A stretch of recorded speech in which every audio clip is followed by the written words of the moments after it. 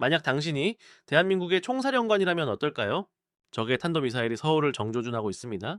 우리에게는 이를 96%의 확률로 막아낼 청홍이가 있고 적의 심장부를 단숨에 짓눌러버릴 8톤의 괴물, 미사일 현무 파이브도 있습니다. 하지만 우리는 발사 버튼을 마음대로 누를 수 없습니다.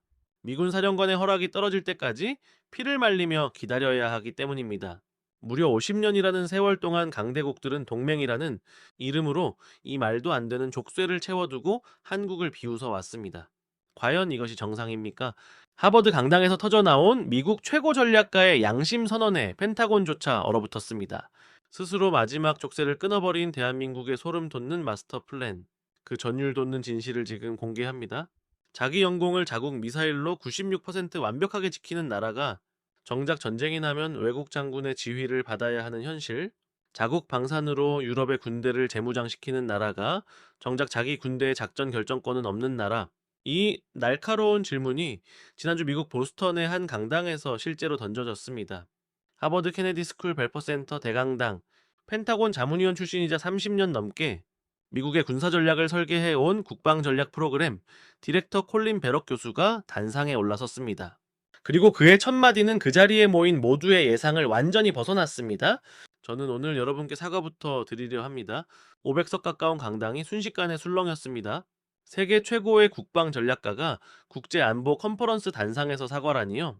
베럭 교수는 주머니에서 접힌 종이 한 장을 꺼냈습니다. 3년 전 바로 이 자리에서 발표했던 오래된 논문의 일부였습니다. 교수가 종이를 펼쳐 읽었습니다. 한국의 방산 수출은 가격 경쟁력에 의존한 일시적 현상이며 기술적 자립 없이는 지속 불가능하다.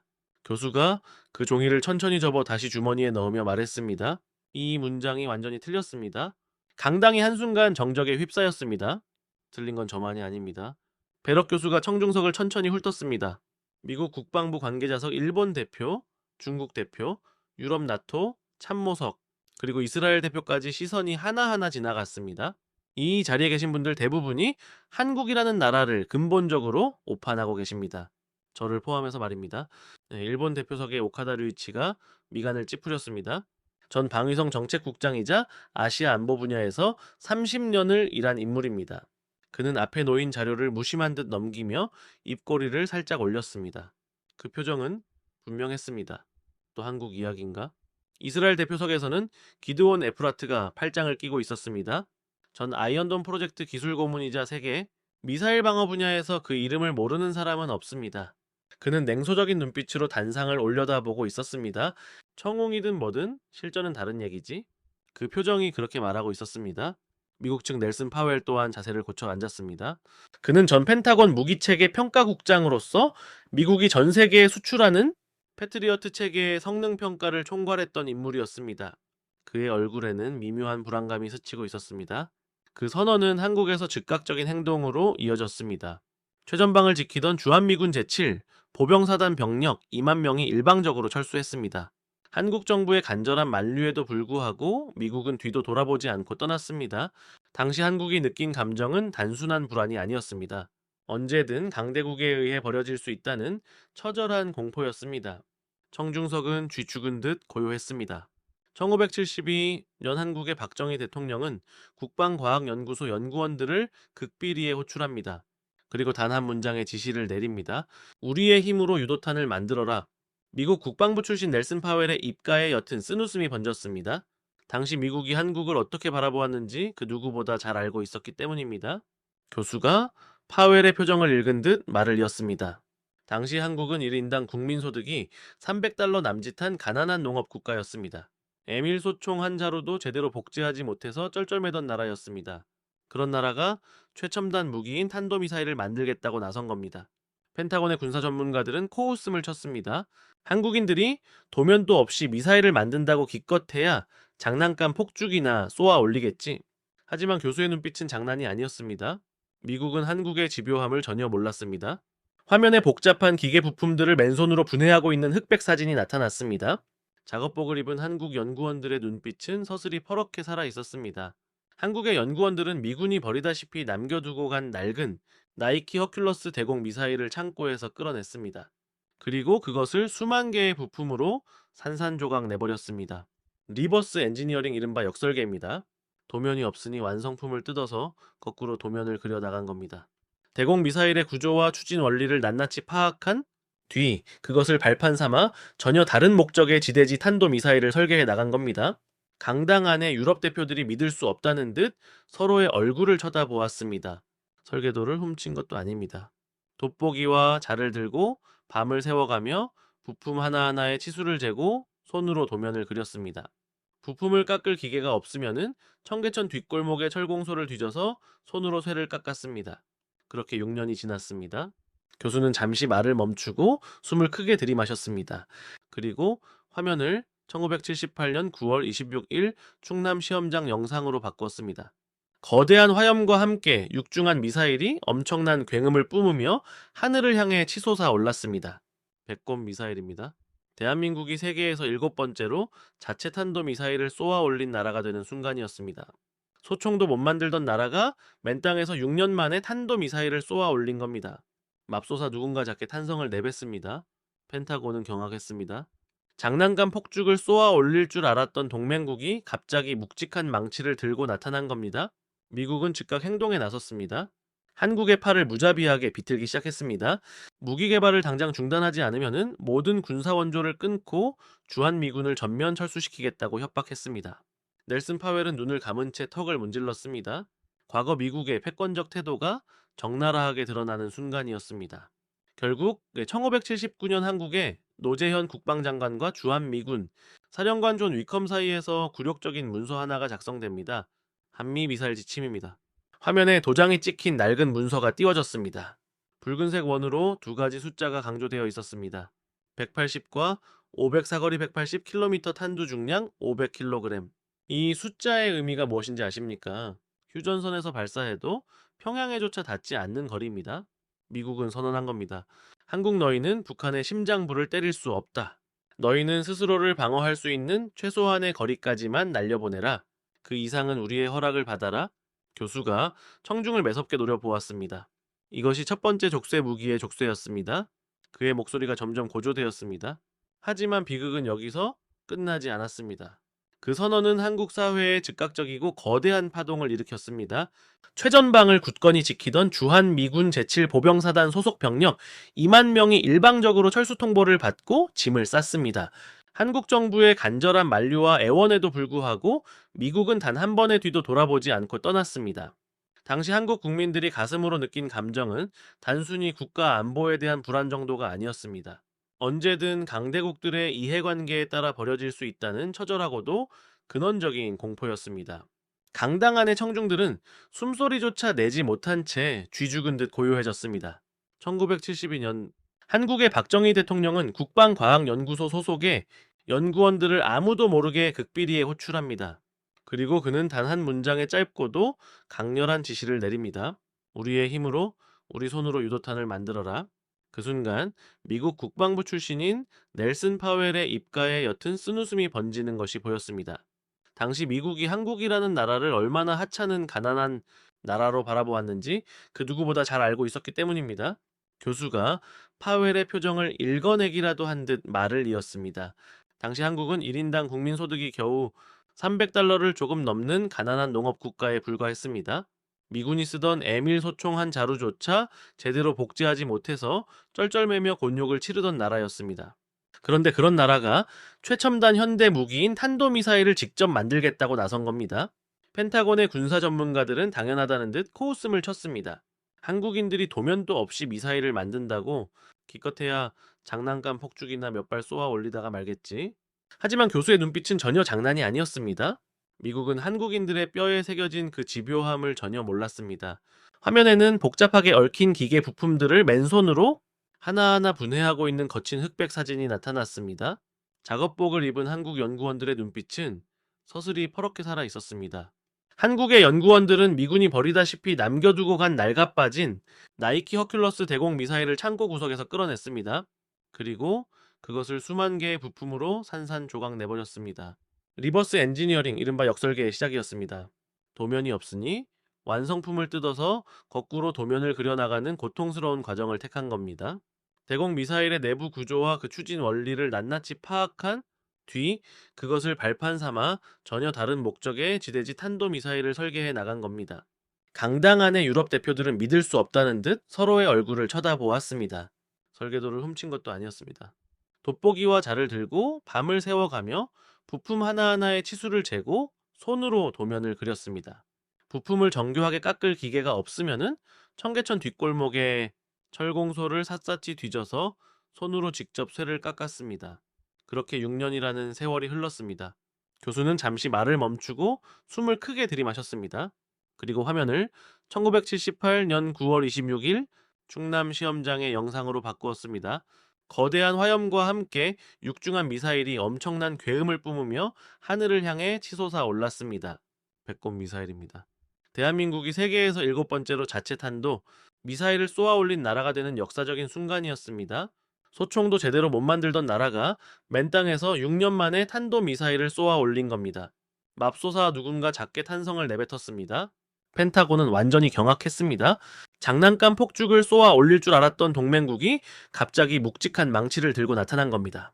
미국은 즉각 행동에 나섰습니다. 한국의 팔을 무자비하게 비틀기 시작했습니다.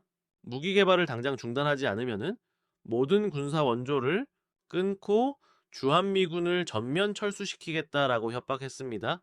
넬슨 파웰은 눈을 감은 채 턱을 문질렀습니다. 과거 미국의 패권적 태도가 적나라하게 드러나는 순간이었습니다. 결국 1979년 한국의 노재현 국방장관과 주한미군 사령관 존 위컴 사이에서 굴욕적인 문서 하나가 작성됩니다. 한미 미사일 지침입니다.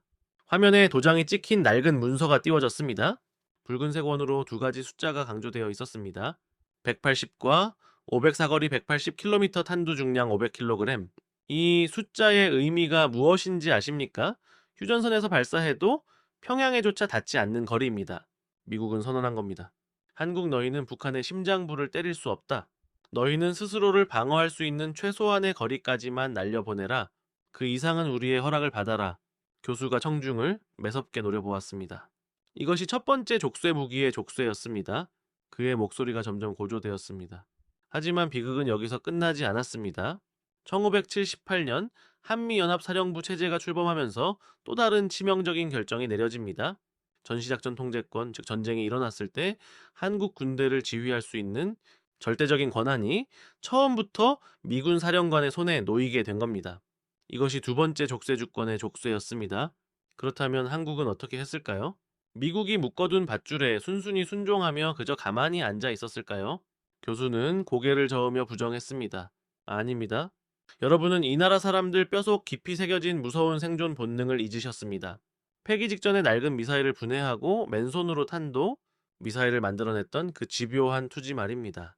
교수의 목소리는 강당 구석구석을 날카롭게 찔렀습니다. 한국은 겉으로는 고개를 끄덕이며 미국의 통제를 따르는 척했습니다. 하지만 아무도 모르는 사이 보이지 않는 깊은 지하 연구소에서는 이미 조용하고도 무서운 움직임이 시작되고 있었습니다. 남의 기술을 흡수하고 낱낱이 분해하여 완벽하게 자기 것으로 만들면서 가장 치명적인 타이밍을 기다리고 있었던 겁니다. 강당 안의 모든 사람들이 마른 침을 삼켰습니다. 그리고 1990년대 초 아무도 예상하지 못했던 거대한 역사의 전환점이 찾아옵니다. 그것은 바로 거대한 붉은 제국, 소비에트 연방의 몰락이었습니다. 겨울에 차가운 눈보라가 몰아치는 모스크바 광장에서 붉은 깃발이 내려가던 그 순간 인류 역사상 가장 거대했던 제국이 산산조각 났습니다. 냉전의 승패가 결정된 이 거대한 역사에 전환점에서 가장 기막힌 반전을 꾀한 나라는 미국도 유럽도 아니었습니다. 바로 미국의 밧줄에 묶여 숨죽이고 있던 대한민국이었습니다. 콜린 베럭 교수는 스크린에 낡은 서류 사진을 하나 띄웠습니다. 서류의 상단에는 러시아어와 한국어가 나란히 적혀 있었습니다. 당시 한국은 소련의 14억 7천만 달러라는 막대한 차관을 빌려준 상태였습니다. 하지만 나라가 망해버린 러시아의 금고에는 먼지밖에 없었죠. 러시아 정부는 돈 대신 헬기나 고철, 원자재로 빚을 갚겠다고 제안했습니다. 평범한 채권국이었다면 울며 겨자 먹기로 그것이라도 받아왔을 겁니다.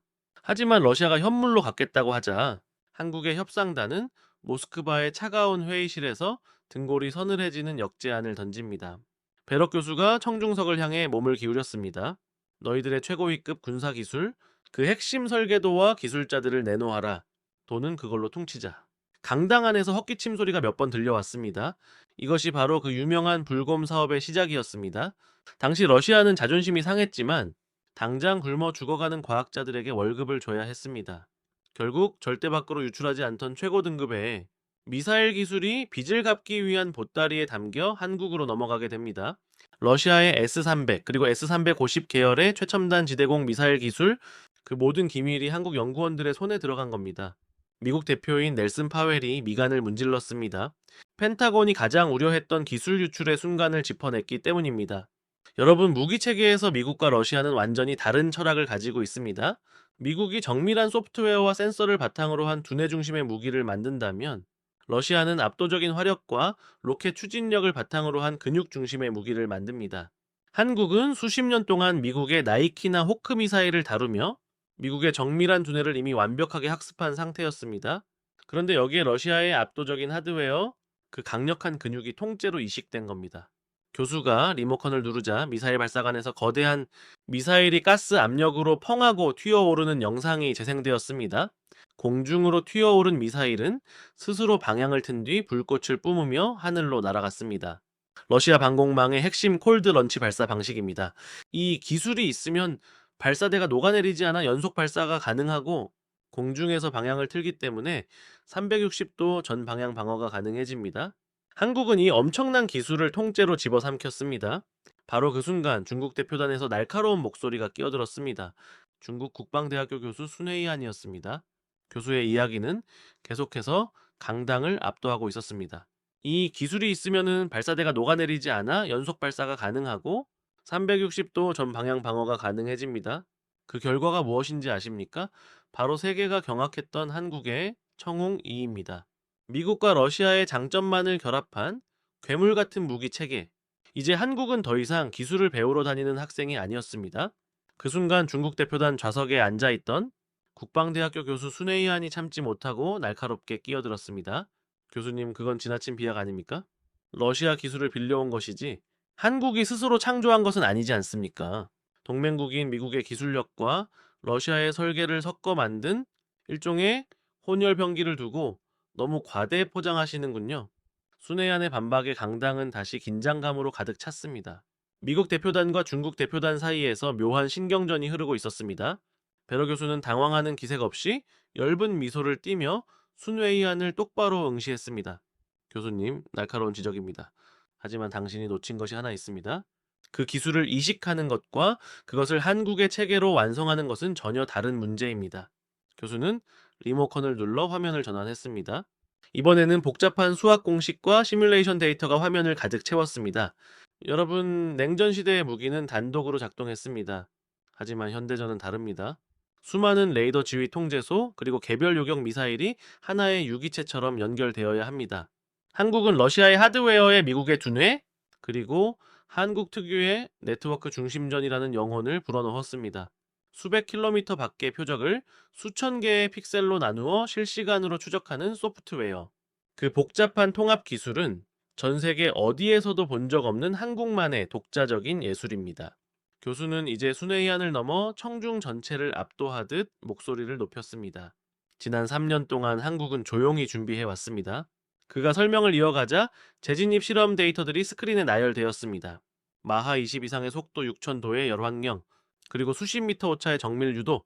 한국은 이제 대륙간 거리에서도 정밀 타격이 가능한 재진입 기술을 완전히 보유하고 있습니다.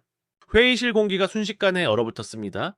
이미 보고서를 통해 알고 있던 내용들이었지만 공식 석상에서 베러 교수의 입을 통해 직접 듣는 것은 전혀 다른 차원의 무게였습니다.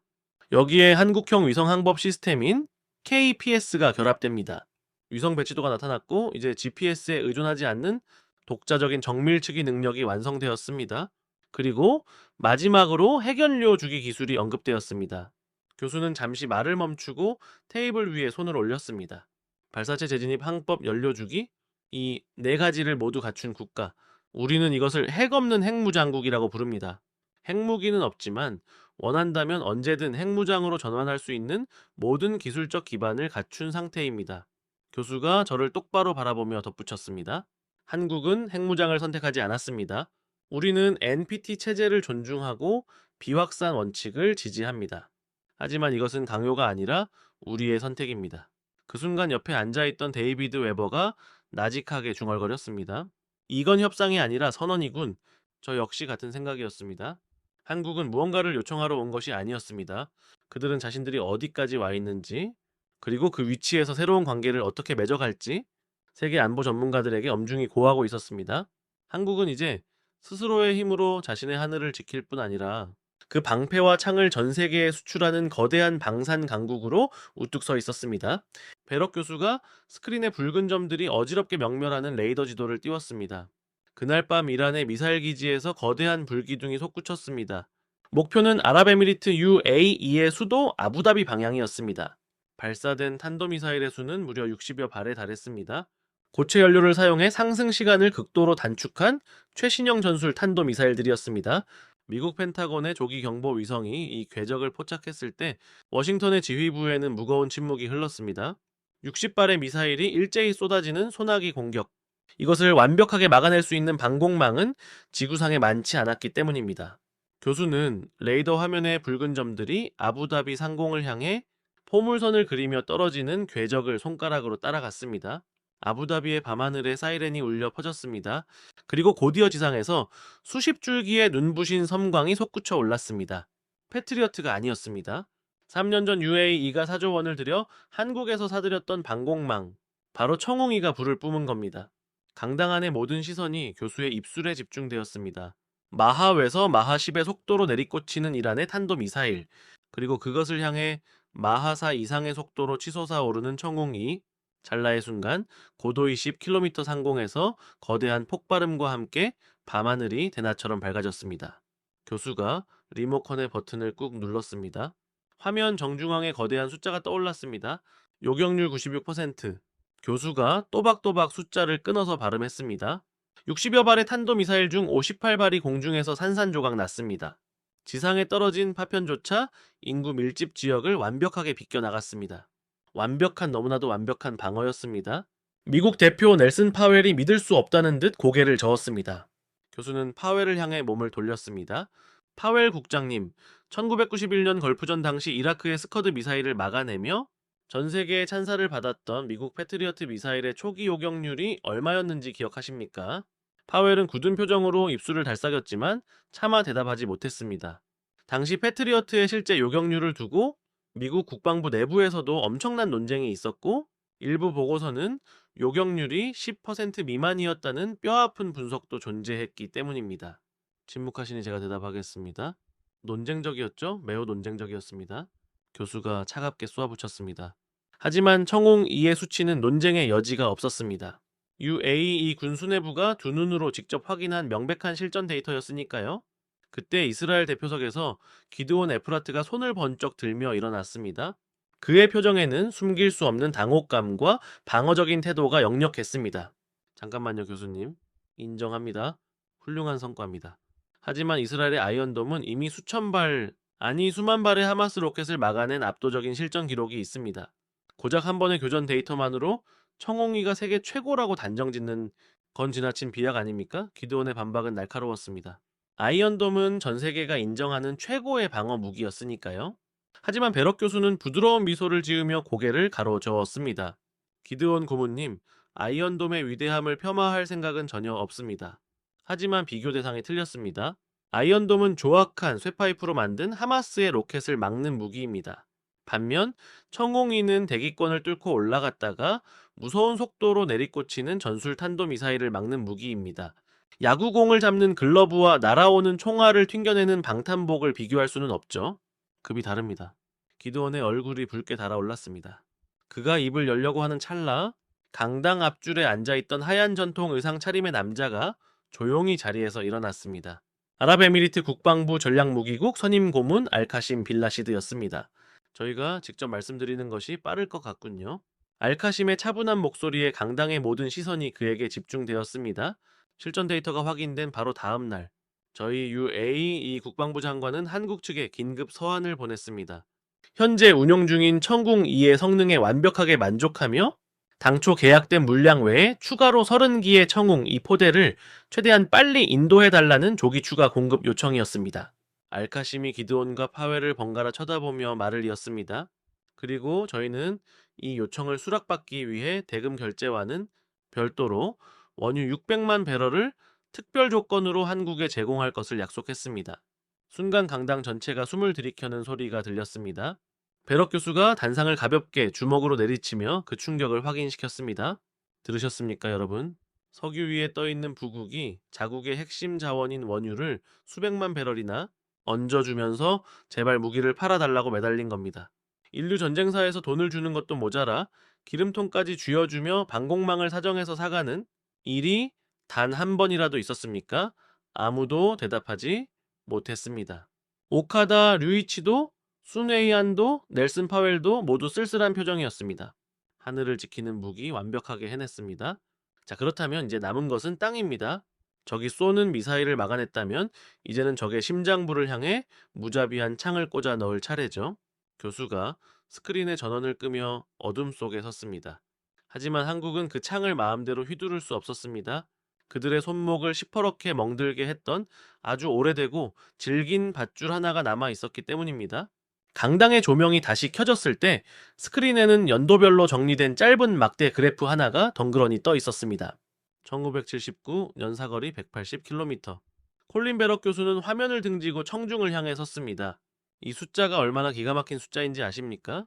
한국의 최전방인 휴전선 근처에서 미사일을 쏘아도 북한의 수도 평양에조차 닿지 않는 거리입니다. 미국은 선언한 겁니다. 한국 너희는 북한의 심장부를 때릴 수 없다. 너희는 스스로를 방어할 수 있는 최소한의 거리까지만 날려보내라. 그 이상은 우리의 허락을 받아라. 교수가 청중을 매섭게 노려보았습니다. 이것이 첫 번째 족쇄 무기의 족쇄였습니다. 그의 목소리가 점점 고조되었습니다. 하지만 비극은 여기서 끝나지 않았습니다. 1978년 한미연합사령부 체제가 출범하면서 또 다른 치명적인 결정이 내려집니다. 전시작전 통제권, 즉 전쟁이 일어났을 때 한국 군대를 지휘할 수 있는 절대적인 권한이 처음부터 미군 사령관의 손에 놓이게 된 겁니다. 이것이 두 번째 족쇄 주권의 족쇄였습니다. 열쇠는 처음부터 끝까지 우리 손에 있다. 그레이엄 제독이 흡족한 듯 고개를 끄덕였습니다. 그 조건이라면 해군으로서는 찬성입니다. 앤드류 해밀턴은 여전히 마뜩잖은 표정을 지었지만 더 이상 강력하게 반대하지는 않았습니다. 회의가 끝난 후 복도를 나서는데 데이비드 웨버가 저를 불러 세웠습니다. 잘 정리했군, 제임스. 고맙네. 하지만 데이비드는 이내 낮은 목소리로 물었습니다. 근데 말이야, 한국이 정말로 이 까다로운 조건들을 순순히 받아들일까? 저는 어깨를 으쓱하며 대답했습니다. 받아들일 수밖에 없지? 우리 아니면 그들이 핵 추진 기술을 얻을 곳이 어디 있겠나? 그것도 그렇겠군. 데이비드가 비릿한 웃음을 지었습니다. 결국 한국은 우리 손바닥 아니라는 얘기지? 저도 웃으며 화답했습니다. 그래, 모든 열쇠는 우리 손에 쥐어 있어. 한국이 이 틀을 벗어날 방법 따위는 존재하지 않아. 그게 바로 그해 여름 제가 가졌던 오만이었습니다. 우리가 얼마나 무지했는지 그때는 알지 못했습니다. 며칠 뒤 한국 측의 답신이 도착했습니다. 박준혁 국방부관이 비공식 채널을 통해 전달한 메시지였는데 한국 정부가 미국의 모든 조건을 수용하겠다는 내용이었습니다. 꽤 협조적이군. 데이비드가 말했습니다. 당연하지, 한국 입장에선 이 정도로도 엄청난 성과니까 저는 만족스러웠습니다. 한국이라는 카드를 활용하면서도 우리 통제권을 완벽하게 유지하는 최적의 절충간을 찾아냈다라고 확신했기 때문입니다. 하지만 그때 레이첼 모건이 노크도 없이 제 사무실 문을 두드렸습니다. 콜린스 조정관님, 잠시 시간 좀 되십니까? 무슨 일이죠? 그녀는 사무실로 들어와 문을 꽉 닫았습니다. 표정이 몹시 심각했습니다. 핵 잠수함 협상 타결 축하드립니다. 좋은 거래였어요. 고마워요. 하지만 딱 하나만 여쭤보겠습니다. 레이첼이 저를 뚫어지게 바라보았습니다. 우리가 문을 열어준 거잖아요. 한국에게 핵 추진이라는 거대한 문을 말이죠. 조건부로 열어준 거죠. 네, 물론 조건부입니다. 그녀가 말없이 고개를 끄덕였습니다. 하지만 문을 열어주면 사람들은 그 문 너머를 보게 되어 있어요. 우리가 준 열쇠가 정말 유일한 열쇠라고 확신하십니까? 저는 대답하지 못했습니다. 레이첼이 말을 이었습니다. 한국이 우리가 모르는 다른 문을 찾고 있을 가능성은 생각해보지 않으셨나요? 무슨 뜻입니까? 핵잠수함은 하나의 플랫폼일 뿐입니다. 거기에 무엇을 싣느냐가 중요하죠. 그녀가 검지손가락으로 테이블을 날카롭게 두드렸습니다. 한국이 지금 무엇을 연구하는지 아세요? 재진입 기술, 발사체 기술, 그리고 KPS까지. 이 모든 조각을 합치면 무엇이 되는지 아시냐고요? 레이첼 너무 멀리 나가지 마세요. 한국은 우리의 동맹입니다. 우리가 철저히 보호해주는 나라라고요. 음모론적으로만 생각하는 거 아닙니까? 레이첼은 씁쓸하게 웃었습니다. 이건 음모론이 아니라 가능성입니다. 저는 분석관이니까요. 그녀가 일어서며 마지막 말을 남겼습니다. 열쇠가 하나뿐이라고 과신하지 마세요. 한국은 우리 생각보다 훨씬 영리합니다. 이미 다른 문을 열고 있을지도 모르니까요. 문이 닫혔고 저는 한참 동안 멍하니 그 자리에 앉아 있었습니다. 그해 가을 핵잠수함 협의가 본격화되었습니다. 양국 실무진이 분주히 오가며 세부 조항을 다듬었습니다. 핵연료 공급 일정 기술 이전 범위 감시 메커니즘까지 하나하나 꼼꼼히 정리해 나갔습니다. 저는 그 과정을 총괄하며 깊은 뿌듯함을 느꼈습니다. 완벽한 균형이야. 데이비드 웨버도 문서를 검토하며 찬사를 보냈습니다. 한국에 원하는 걸 주면서도 우리의 통제력은 유지하고 비확산 원칙도 형식적으로는 지키고 있으니 일석삼조군. 그래 맞아. 한국은 핵 추진 잠수함을 얻고 우리는 동북아의 방어력을 강화하며 중국은 견제하고 있지. 모두가 윈윈이야. 한국만 빼고 말이야. 데이비드가 피식 웃었습니다. 농담이야. 한국도 좋겠지. 우리가 허락한 범위 안에서라면. 그 무렵 박준혁 국방무관을 처음으로 직접 만났습니다. 워싱턴 시내의 한 레스토랑에서 열린 비공식 만찬 자리였습니다. 한미 방위 협력 관계자들이 모인 그곳에서 만난 박준혁은 40대 중반의 단정한 인상을 가진 남자였습니다. 조용한 눈빛 속에는 좀처럼 속을 알 수 없는 묵직함이 깃들어 있었습니다. 콜린스 조정관님 처음 뵙겠습니다. 반갑습니다, 무관님. 이름은 많이 들었습니다. 우리는 악수를 나누었습니다. 한반도 정세나 북한의 동양 중국의 움직임 같은 무난한 주제들이 식탁 위를 오갔습니다. 디저트가 나올 무렵 박준혁이 조심스럽게 입을 열었습니다. 핵잠수함 건은 정말 감사하게 생각하고 있습니다. 당연한 일입니다. 동맹이니까요. 네, 동맹이니까요. 그가 커피를 한 모금 홀짝이며 덧붙였습니다. 한국은 좋은 동맹이 되려고 늘 노력하고 있습니다. 미국이 완전히 신뢰할 수 있는 파트너가 되고 싶습니다. 잘 알고 있습니다. 저는 미소를 지으며 대답했습니다. 하지만 박준혁이 나직하게 던진 다음 말은 묘하게 제 가슴 한구석을 찌르고 지나갔습니다. 동맹은 신뢰 위에 세워지는 것이니까요. 서로를 믿어야 하고, 물론이죠. 그 신뢰가 결코 일방통행이 아니길 바랍니다. 일방통행이 아니길 바란다. 그 말이 무슨 뜻이었을까요? 만찬이 끝나고 돌아오는 내내 그 문장이 머릿속을 맴돌았습니다. 그의 표정은 담담했지만 어딘가 숨겨진 의도가 있는 것 같았습니다. 하지만 저는 애써 대수롭지 않게 넘겼습니다. 한국 사람들은 원래 말을 돌려서 하곤 하잖아. 그냥 예의상 한 말이겠지?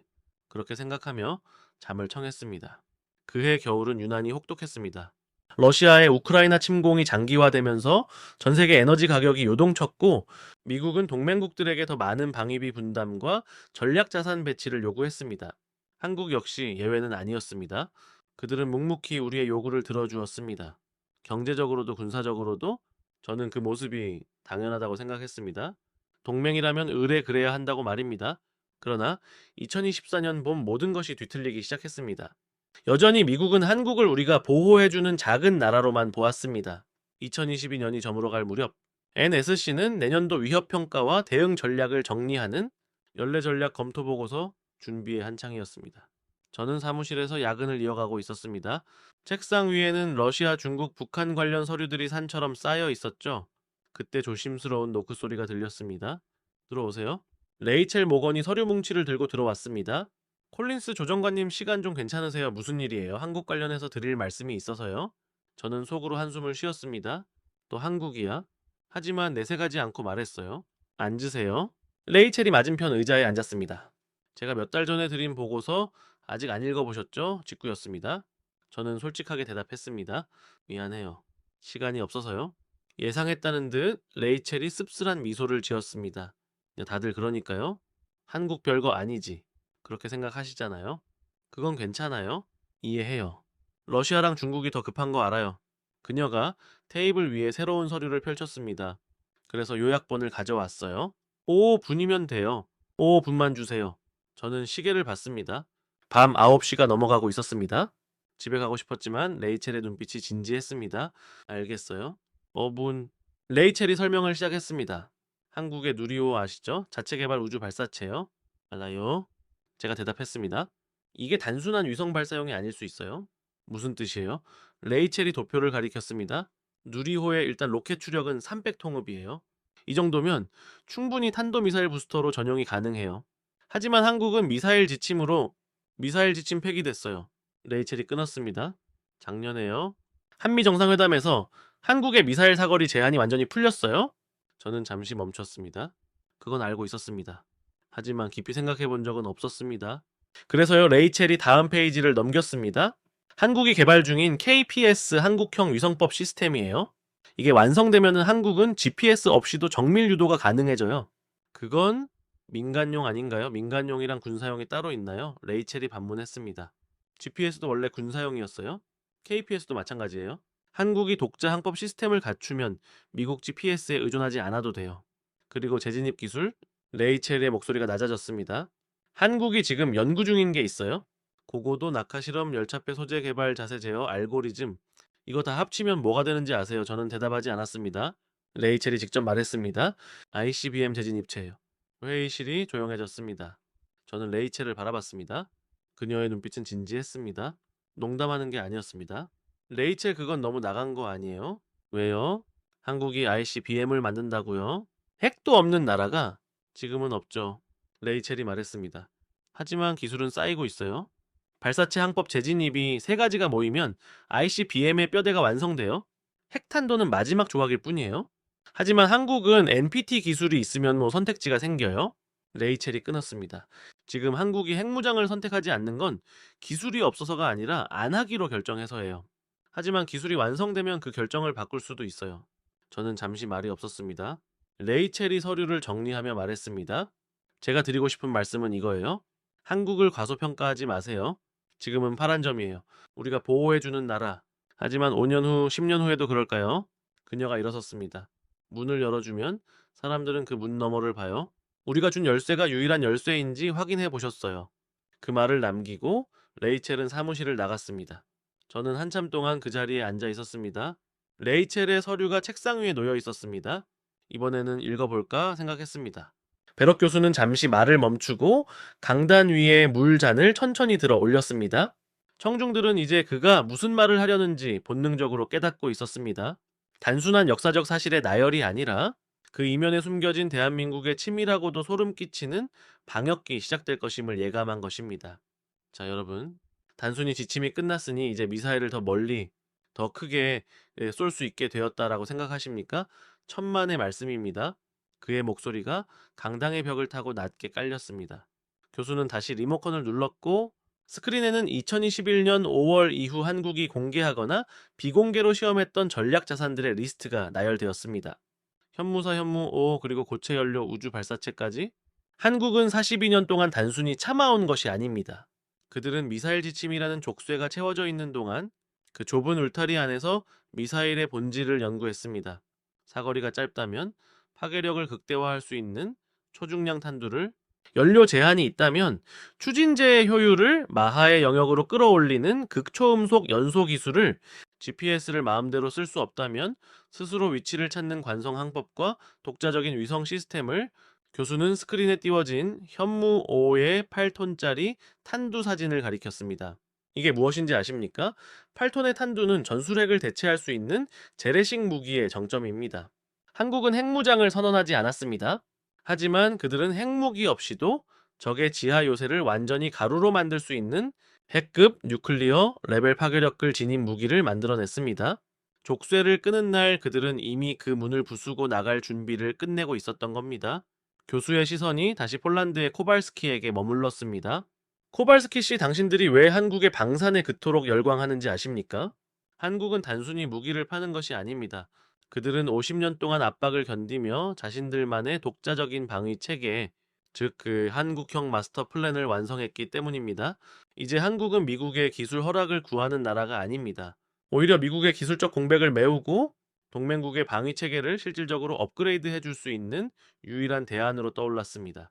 강당 안에는 더 이상 비웃음도 의구심도 없었습니다. 오카다의 얼굴은 흑빛으로 변해 있었고 순계이한 역시 자신의 수첩에 무언가를 떨리는 손으로 적고 있었습니다. 교수는 마지막으로 스크린을 다음 페이지로 넘겼습니다. 거기에는 독자적 우주 항법 시스템 KPS의 위성 배치도가 은하수처럼 펼쳐져 있었습니다. 이제 두 번째 족쇄가 풀립니다. 바로 항법의 자유입니다. 한국은 더 이상 남의 위성 신호에 의존하지 않습니다. 그들의 눈과 귀가 스스로 하늘에 박히는 순간 대한민국의 미사일은 지구 반대편을 향해서도 단일 미터의 오차 없이 날아갈 준비가 될 겁니다. 여러분, 이제 한국을 가리키던 그 밧줄은 완전히 사라졌습니다. 이제는 누가 누구를 통제하는 시대인가요? 강당의 침묵은 이전보다 훨씬 무거웠습니다.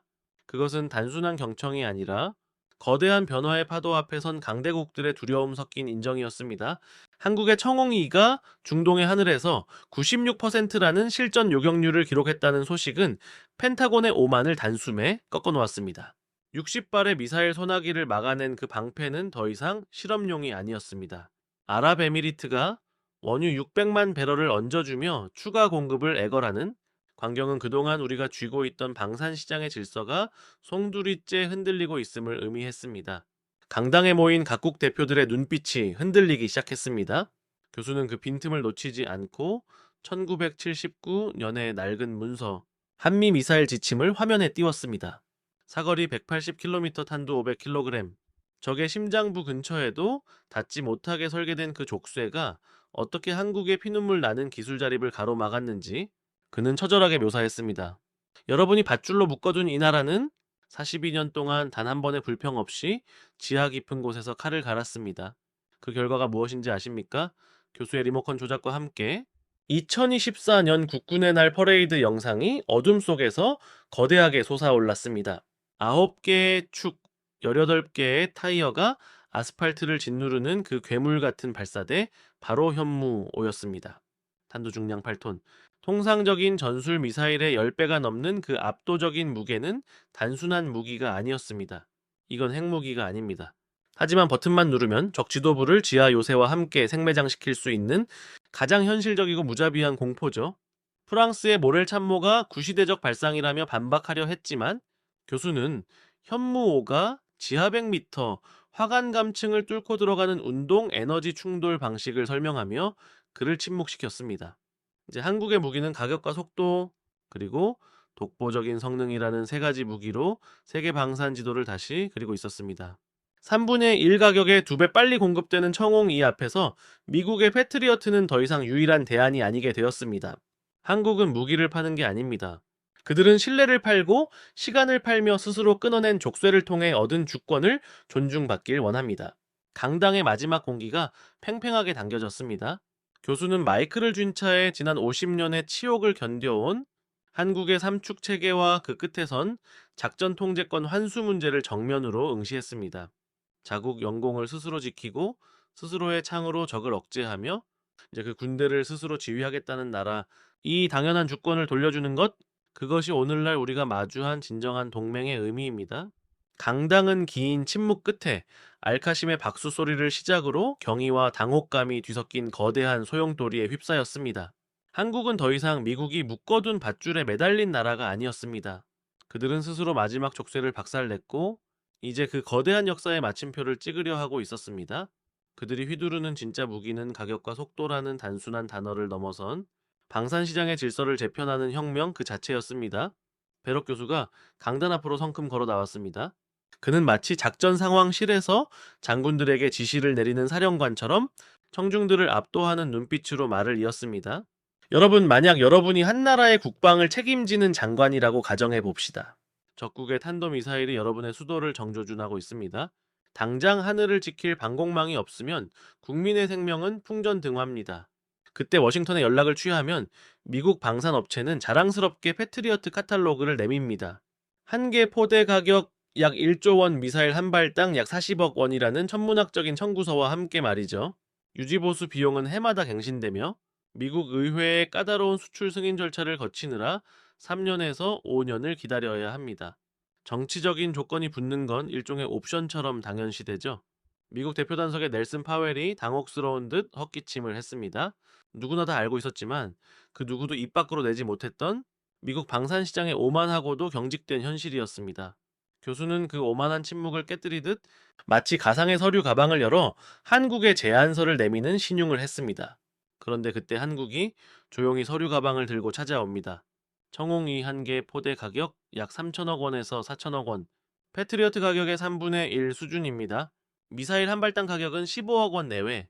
성능은 중동의 붉은 모래바람 속에서 이미 96%라는 압도적인 요격률로 증명되었습니다. 게다가 납기는 1년에서 2년. 미국 의회의 간섭도 그 어떤 까다로운 정치적 구속 조건도 없습니다. 교수는 양팔을 크게 벌리며 강당 전체를 향해 외쳤습니다.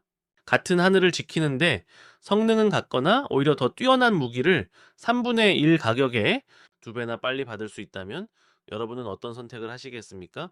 그 질문이 떨어지자마자 UAE의 알카심 빌라시드가 여유로운 미소를 지으며 고개를 끄덕였습니다.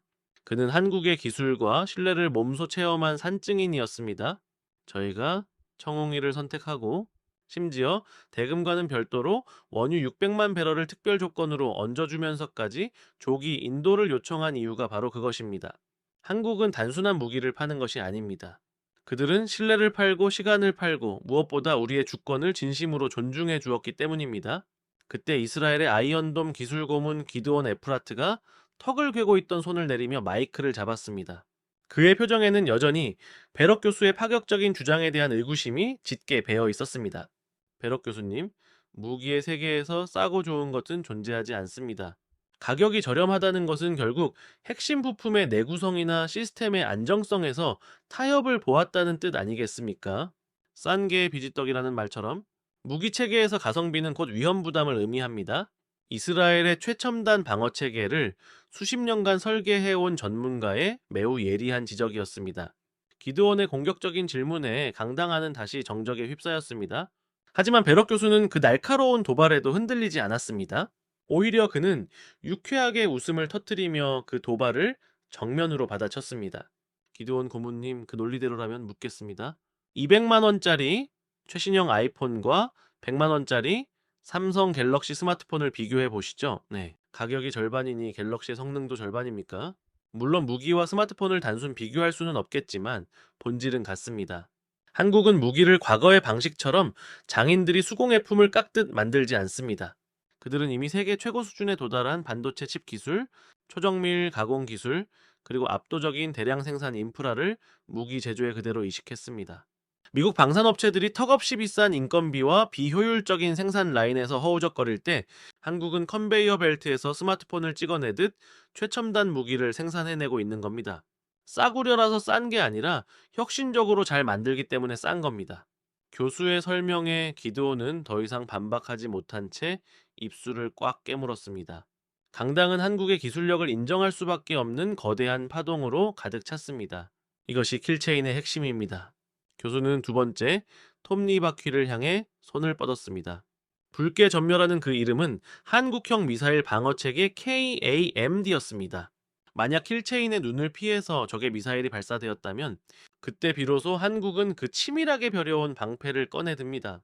하층부에서는 미국의 패트리어트와 한국의 천공이가, 그리고 고고도에서는 LSAM과 사드가 다층적인 방어망을 촘촘히 구축합니다. 중동의 붉은 모래바람 속에서 실전 요격률 96%라는 기적을 써 내려가며 전 세계를 경악하게 했던 그 청홍이가 바로 이 방패의 핵심 근육이자 이제는 세계 안보의 새로운 기준이 된 한국 방어 기술의 자부심입니다. 교수는 이제 가장 거대하고 굉음을 내며 돌아가는 세 번째 톱니바퀴를 가리켰습니다. 그것은 대량응징보복 KMPR이었습니다. 그의 목소리는 이전보다 한층 낮고 차갑게 가라앉았습니다. 방패가 뚫려 적의 무기가 대한민국 영토에 떨어지거나 북한이 핵무기 사용이 임박했다고 판단되는 그 찰나의 순간 한국군이 가동하는 최후의 수단입니다. 목표는 단 하나입니다. 적의 전쟁 지도부를 지도상에서 흔적도 없이 지워버리는 것. 앞서 우리가 목격했던 그 8톤짜리 괴물 미사일, 현무호 수십 발이 적 지도부가 숨어있는 지하 깊숙한 벙커를 향해 무자비하게 꽂힙니다. 그곳이 어떤 요새이든 그 안에 누가 숨어있든 살아있는 모든 것을 생매장시켜버릴 그 무시무시한 파괴력 앞에 강당하는 마치 무덤처럼 고요해졌습니다. 칼날처럼 벼려진 한국군의 도끼 어린 전략. 그 삼축 체계 앞에 모두가 숨을 죽이고 있을 때 중국의 순회양 교수가 날선 목소리로 정적을 깼습니다. 베르옥 교수, 그 삼축 체계가 오직 북한만을 겨냥한다는 것을 어떻게 확신할 수 있습니까?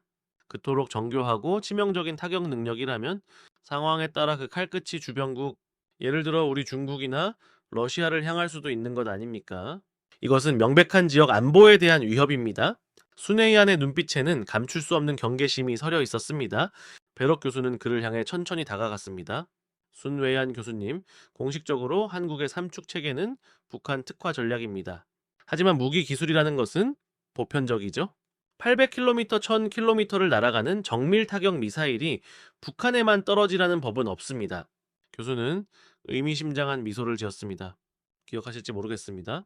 2017년 9월 미국의 전략 폭격기 B-1B 랜서가 북한 풍계리에서 불과 170km 떨어진 지점까지 무력 시위를 했던 사건을 말입니다.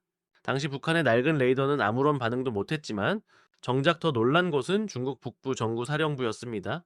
그 거리에서라면 미군의 폭격기뿐만 아니라 한국의 킬체인에 연동된 현무 미사일들도 이미 당신들의 턱 밑을 겨냥할 수 있다는 사실을 뼈저리게 깨달았을 테니까요. 한국의 창은 북한을 겨누고 있지만 그 창 끝의 서늘함은 주변 강대국들조차 외면할 수 없는 수준에 이르렀습니다. 순회이안은 굳은 얼굴로 입을 다물었습니다. 베럭 교수는 다시 강단 중앙으로 돌아와 청중 전체를 굽어보았습니다.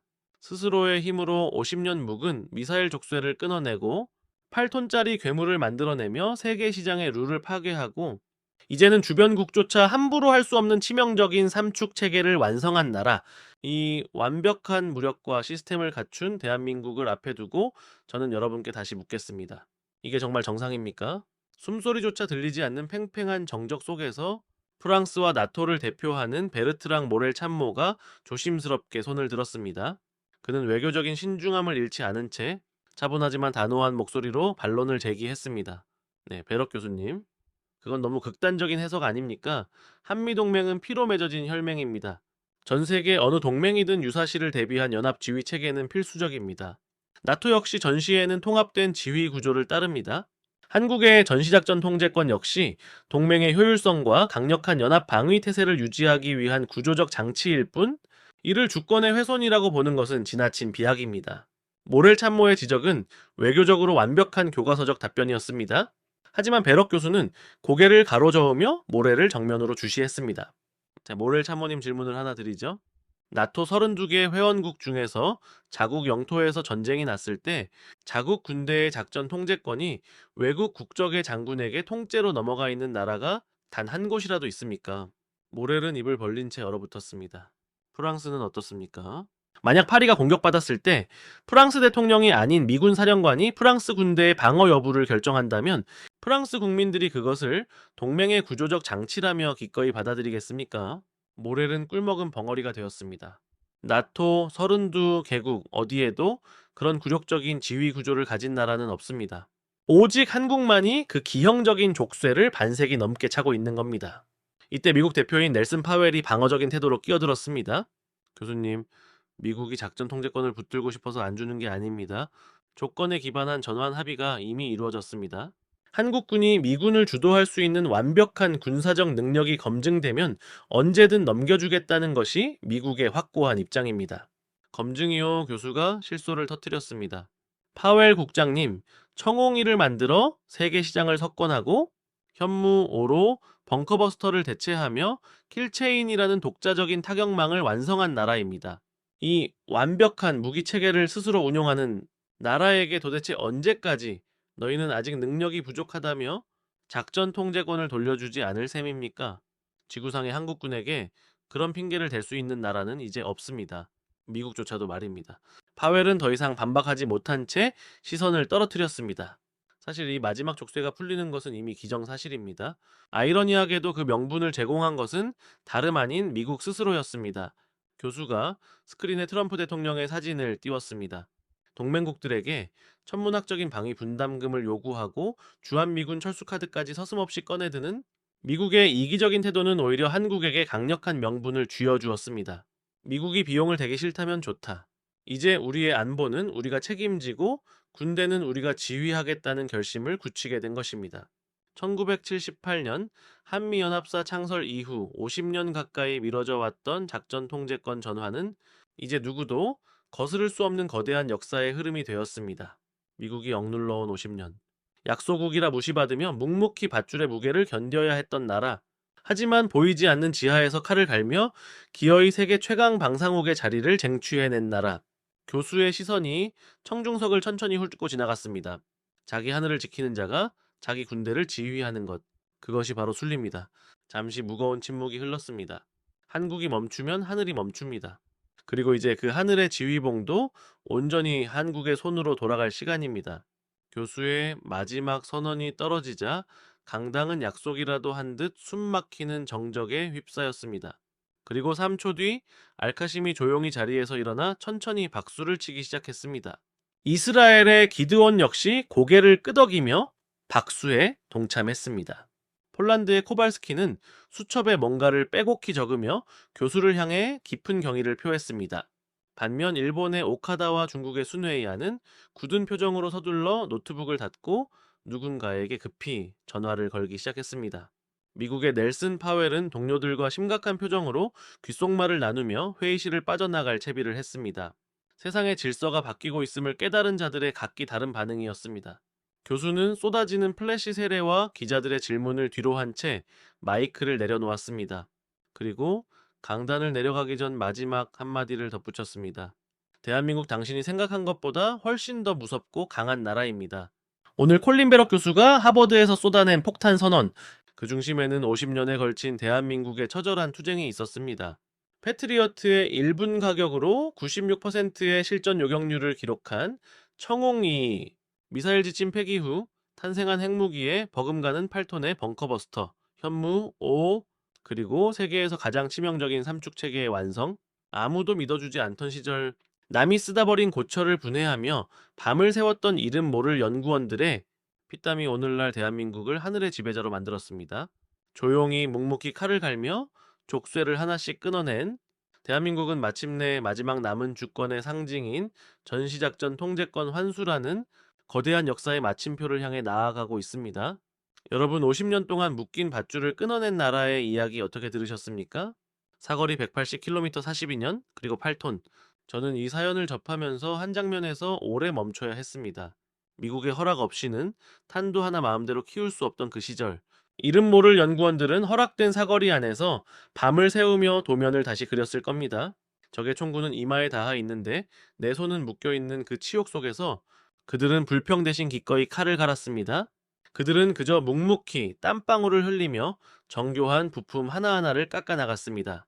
지금 와서 돌이켜보면 그것은 단순한 무기 개발이 아니라 대한민국이라는 나라의 자존심을 벼리는 시간이었던 셈입니다.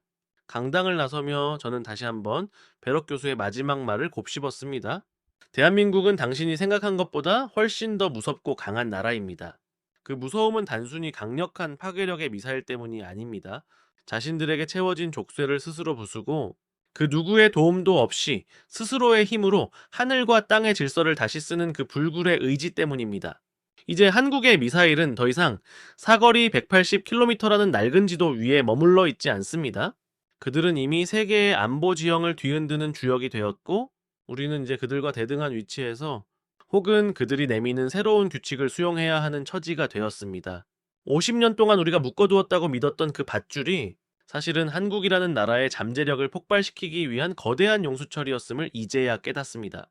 하버드의 공기는 여전히 차가웠지만 제 마음속에는 뜨거운 전율이 남아 있었습니다. 대한민국의 전진은 결코 멈추지 않을 것입니다. 이제 남은 것은 마지막 조각 전시작전 통제권이라는 거대한 퍼즐을 맞춰나가는 과정뿐입니다. 그날 강당에서 제가 보았던 것은 한 나라의 방산 수출 성공기가 아니라 스스로 운명을 결정짓는 법을 깨달은 한 국가의 위대한 서사였습니다. 저는 백악관으로 돌아가는 차 안에서 제임스 콜린스로서의 지난 시간을 정리했습니다. 네, 우리가 틀렸다는 사실을 인정하는 것은 고통스러웠지만 동시에 새로운 동맹의 시대를 마주한다는 사실에 묘한 안도감이 들었습니다. 한국은 이제 단순한 동맹 그 이상입니다. 그들은 스스로의 발로 서서 우리와 함께 미래의 안보 지도를 그려나갈 준비가 된 완벽한 파트너입니다. 이야기는 여기서 끝나는 것이 아닙니다. 이제부터가 진짜 시작입니다.